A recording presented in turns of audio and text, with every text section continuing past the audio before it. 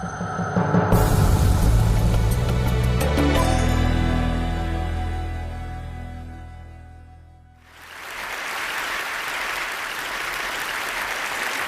you.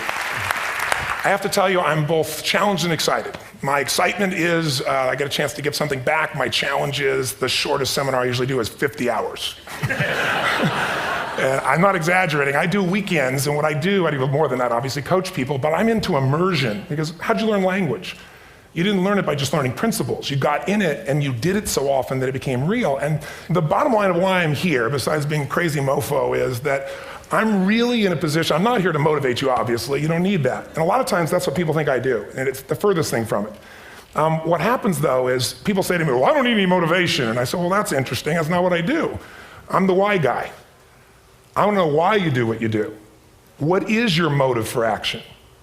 What is it that drives you in your life today, not 10 years ago, or are you running the same pattern? Because I believe that the invisible force of internal drive activated is the most important thing in the world. I'm here because I believe emotion is the force of life. All of us here have great minds. You know, most of us here have great minds, right? I don't know if I'm in the category, but we all know how to think. And with our minds, we can rationalize anything. We can make anything happen. We can, I agree with what was described a few days ago about this idea that people work in their self-interest. But we all know that that's bullshit at times. You don't work in your self-interest all the time. Because when emotion comes into it, the wiring changes in the way it functions. And so it's wonderful for us to think intellectually about how the life of the world is, and especially those who are very smart. We can play this game in our head, but I really want to know what's driving you. And what I'd like to maybe invite you to do by the end of this talk is explore where you are today for two reasons. One, so that you can contribute more. And two, so that hopefully we can not just understand other people more, but maybe appreciate them more and create the kinds of connections that can stop some of the challenges that we face in our society today. They're only going to get magnified by the very technology that's connecting us, because it's making us intersect. And that intersection doesn't always create the view of everybody now understands everybody and everybody appreciates everybody. So I've had an obsession basically for 30 years. And that obsession has been what makes the difference in the quality of people's lives? What makes a difference in their performance? Because that's what I got hired to do. I got to produce the result now. That's what I've done for 30 years. I get the phone call when the athlete is burning down on national television and they were ahead by 5 strokes and now they can't get back on the course. And I got to do something right now to get the result or nothing matters. I get the phone call when the child is going to commit suicide, and I got to do something right now. And in 29 years, I'm very grateful to tell you I've never lost one in 29 years. It doesn't mean I won't someday, but I haven't done it. And the reason is an understanding of these human needs that I want to talk to you about. So when I get those calls about performance, that's one thing, like how do you make a change? But also, I'm looking to see what is it that's shaping that person's ability to contribute, to do something beyond themselves. So maybe the real question is, you know, I look at life and say there's 2 master lessons. One is there's the science of achievement, which almost everyone in this room has mastered to an amazing extent. That's how do you take the invisible and make it visible, right? How do you take what you dream about and make it happen, whether it be your business, your contribution to society, money, whatever it is for you, your body, your family. But the other lesson of life that is rarely mastered is the art of fulfillment. Because science is easy, right? We know the rules, you write the code, you follow those, and you get the result. Once you know the game, you just, you up the ante, don't you? But when it comes to fulfillment, that's an art. And the reason is it's about appreciation and it's about contribution. You can only feel so much by yourself. So I've had an interesting laboratory to try to answer the question of the real question, which is what's the difference in somebody's life if you look at somebody like those people that you've given everything to, like all the resources they say they need. You gave them not a $100 computer, you gave them the best computer. You gave them love, you gave them joy, you were there to comfort them. And those people very often, and you know some of them I'm sure, end up the rest of their life with all this love, education, money, and background, spending their life going in and out of rehab. And then you meet people that have been through ultimate pain, psychologically, sexually, spiritually, emotionally abused, and not always, but often they become some of the people that contribute the most to society. So the question we got to ask ourselves really is, what is it? What is it that shapes us? And we live in a therapy culture. Most of us don't do that, but the culture is a therapy culture. And what I mean by that is the mindset that we are our past. And everybody in this room, you wouldn't be in this room if you bought that theory, but most of society thinks biography is destiny. The past equals the future. And of course it does if you live there. But what people in this room know, and what we have to remind ourselves though, because you can know something intellectually, you can know what to do and then not use it, not apply it. So really what we got to remind ourselves is decision is the ultimate power. That's what it really is. Now, when you ask people, have you failed to achieve something? How many have ever failed to achieve something significant in your life? Say, I. Thanks for the interaction on a high level there. But if you ask people, why didn't you achieve something? Somebody who's working for you, or a partner, or even yourself, and you fail to achieve a goal, what's the reason people say they failed to achieve? What do they tell you? Didn't know enough, didn't have the knowledge, didn't have the money, didn't have the time, didn't have the technology, I didn't have the right manager. Didn't have the Supreme Court.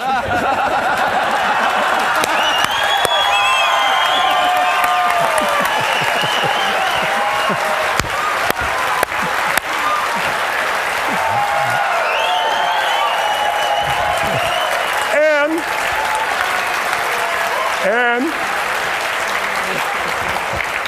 what do all those, including the Supreme Court, have in common?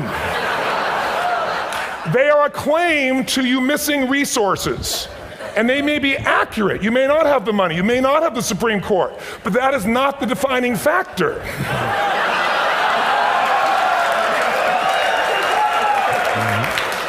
And you correct me if I'm wrong. The defining factor is never resources, it's resourcefulness. And what I mean specifically, rather than just some phrase, is if you have emotion, human emotion, something that I experienced from you day before yesterday at a level that is as profound as I've ever experienced, and if you'd communicated with that emotion, I believe you would have beat his ass and won.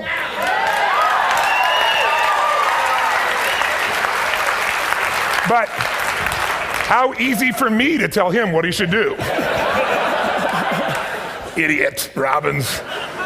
But I know when we watched the debate at that time, there were emotions that blocked people's ability to get this man's intellect and capacity and the way they came across to some people in that day. Because I know people that wanted to vote in your direction and didn't, and I was upset.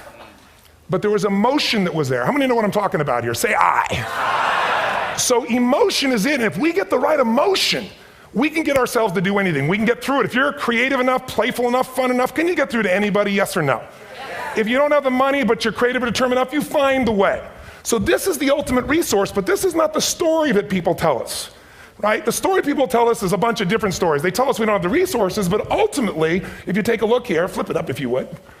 They say, what are all the reasons they have in common? We've said that. Next one, please. He's broken my pattern, that son of a bitch. But I appreciated the energy, I'll tell you that. What determines your resources? We've said decisions shape destiny, which is my focus here. If decisions shape destiny, what determines it is 3 decisions. What are you going to focus on? Right now, you have to decide what you're going to focus on. In this second, consciously or unconsciously, the minute you decide to focus on something, you got to give it a meaning. And whatever that meaning is produces emotion. Is this the end or the beginning? Is God punishing me or rewarding me, or is this the roll of the dice? And emotion then creates what we're going to do, or the action. So think about your own life, the decisions that have shaped your destiny. And that sounds really heavy, but in the last 5 or 10 years, 15 years, haven't there been some decisions you've made that if you made a different decision, your life would be completely different? How many can think of one, honestly? Better or worse? Say I. So the bottom line is maybe it was where to go to work and you met the love of your life there. Maybe it was a career decision. I know the Google geniuses I saw here. I understand that their decision was to sell their technology at first. What if they made that decision versus to build their own culture? How would the world be different? How would their lives be different? Their impact. The history of our world is these decisions. When a woman stands up and says, no, I won't go to the back of the bus, she didn't just affect her life. That decision shaped our culture. Or someone standing in front of a tank.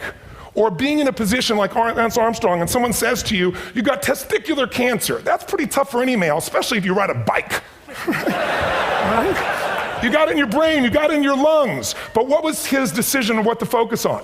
Different than most people. What did it mean? It wasn't the end, it was the beginning. What am I gonna do? He goes off and wins 7 championships he never won once before the cancer because he got emotional fitness, psychological strength.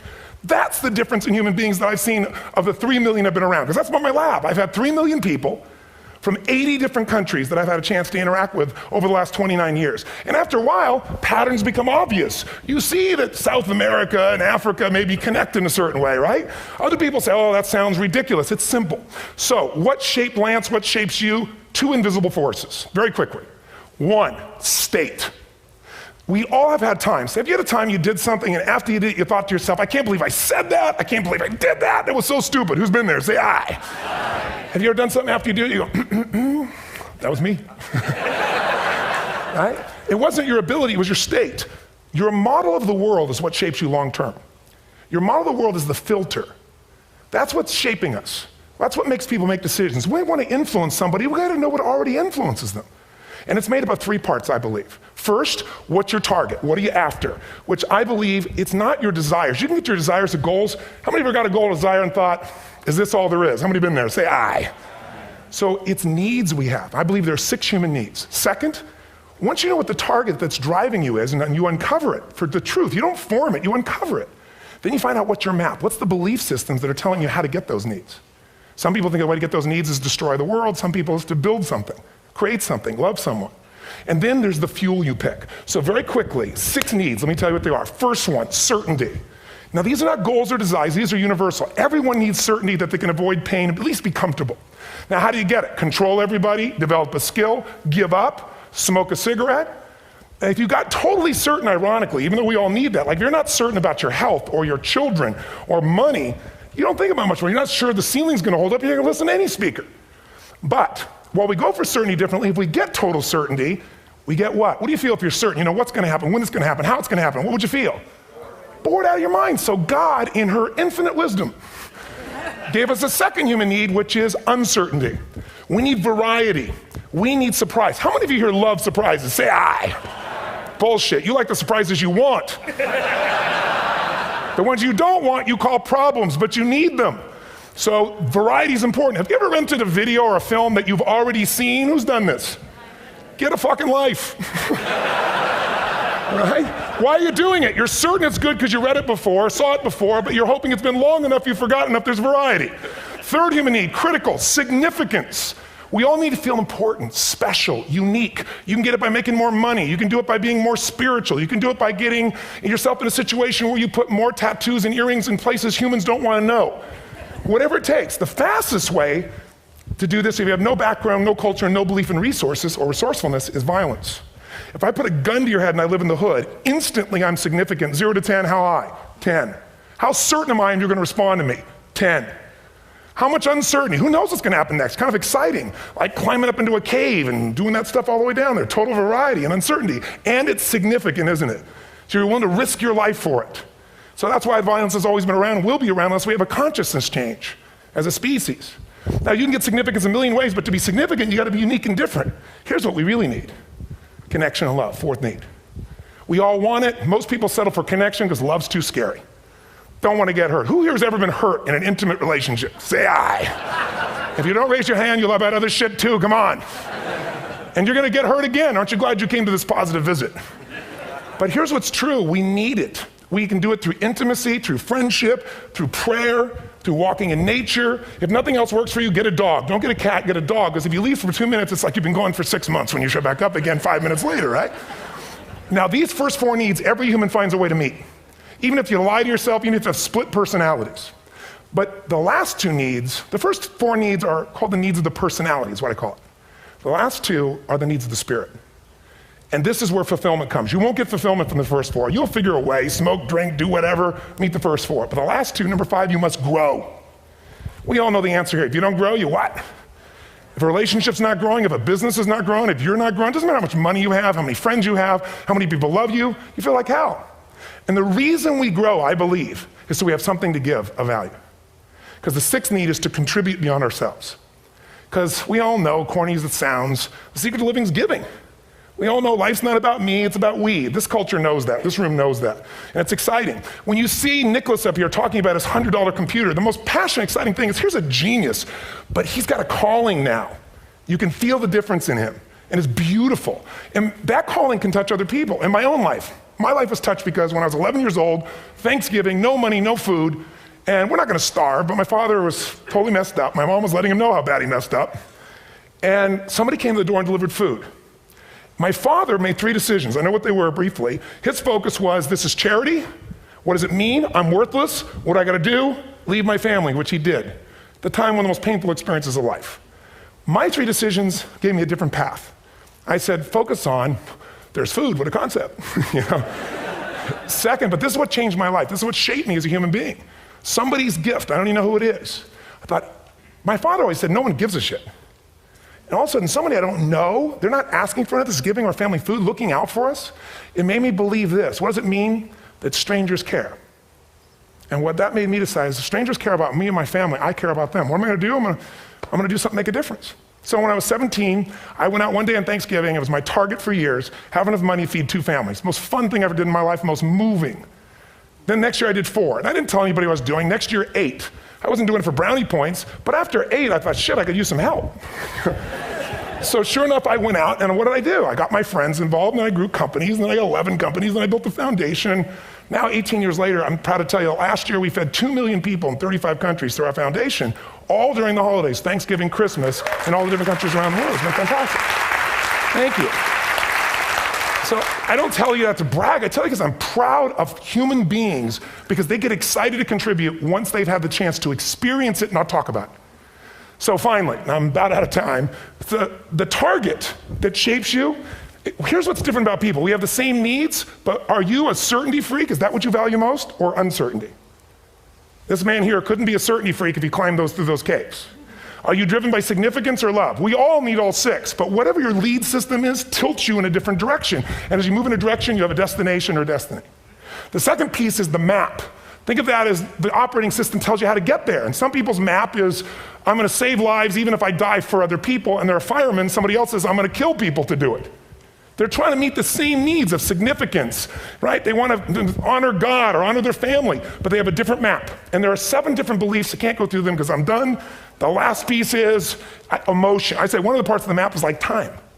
Some people's idea of a long time is 100 years. Somebody else says is 3 seconds, which is what I have. And the last one I've already mentioned that felt you. If you got a target and you got a map, and let's say, I can't use Google because I love maps, and they haven't made it good for Macs yet. So if you use MapQuest, how many have made this fatal mistake of using MapQuest at some time?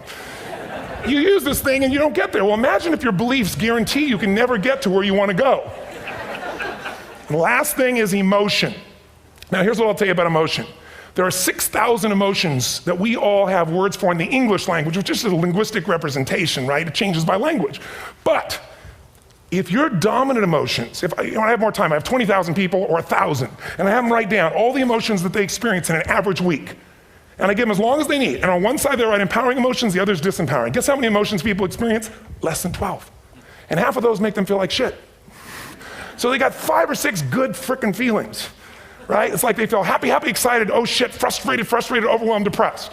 How many of you know somebody who no matter what happens finds a way to get pissed off? How many know somebody like this? Or no matter what happens, they find a way to be happy or excited. How many know somebody like this? Come on. When 911 happened, and I'll finish with this, I was in Hawaii. I was with 2,000 people from 45 countries. We were translating 4 languages simultaneously for a program that I was conducting for a week. The night before was called Emotional Mastery. I got up, had no plan for this, and I said, we had all this fireworks, I do crazy shit, fun stuff. And then at the end I stopped, and I had this plan I was gonna say, but I never do what I'm gonna say. And all of a sudden I said, when do people really start to live? When they face death. And then I went through this whole thing about if you were gonna get off this island, if 9 days from now you were gonna die, who would you call, what would you say, what would you do? One woman, well that night is when 911 happened. One woman had come to the seminar, and when she came there, her previous boyfriend had been kidnapped and murdered. Her friend, or her new boyfriend, wanted to marry her, and she said no. He said, if you leave and go to that Hawaii thing, it's over with us. She said it's over. When I finished that night, she called him and left a message, true story, at the top of the World Trade Center where he worked, saying, honey, I love you. I just want you to know, I want to marry you. It was stupid of me. She was asleep, because it was 3 a.m. for us, when he called her back from the top and said, honey, I can't tell you what this means. He said, I don't know how to tell you this, but you give me the greatest gift, because I'm going to die. And she played the recording for us in the room. She was on Larry King later. And he said, you're probably wondering how on earth this could happen to you twice. And he said, all I can say to you is, this must be God's message to you, honey. From now on, every day, give your all, love your all. Don't let anything ever stop you. She finishes, and a man stands up and he says, I'm from Pakistan, I'm a Muslim. I'd love to hold your hand and say I'm sorry, but frankly, this is retribution. I can't tell you the rest because I'm out of time.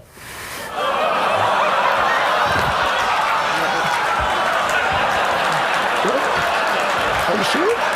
Finish the story. 10 seconds. 10 seconds. No, I want to be respectful. 10 seconds. All I can tell you is I brought this man on stage with a man from New York who worked in the World Trade Center, because I had about 200 New Yorkers there. More than 50 lost their entire companies, their friends, marking off their Palm Pilots. One financial trader, this woman made of steel, bawling. 30 friends crossing off that all died. And what I did to people is said, what are we going to focus on? What does this mean, and what are we going to do? And I took the group and got people to focus on, if you didn't lose somebody today, your focus is going to be how to serve somebody else. There are people, the woman got up, she was so angry and screaming and yelling. She wasn't from New York, she's not an American, she doesn't know anybody here. I said, you always get angry. She said, yes. Guilty people got guilty, sad people got sad. And I took these two men and did what I call an indirect negotiation. Jewish man with family in the occupied territories, from New York, who would have died if he was at work that day. And this man who wanted to be a terrorist, and made it very clear. And the integration that happened is on a film, which I'll be happy to send you, so you can really see what actually happened instead of my verbalization of it. But the two of them not only came together and changed their beliefs and models of the world, but they worked together to bring, for almost 4 years now, to various mosques and synagogues, the idea of how to create peace. And he wrote a book, which is called My Jihad, My Way of Peace. So transformation can happen. So my invitation to you is this. Explore your web, the web in here. The needs, the beliefs, the emotions that are controlling you, for two reasons. So there's more of you to give. Achieve too, we all want to do it, but I mean give, because that's what's going to fill you up. And secondly, so you can appreciate, not just understand, that's intellectual, that's mind, but appreciate what's driving other people. It's the only way our world's going to change. God bless you, thank you, I hope this will serve. Robbins.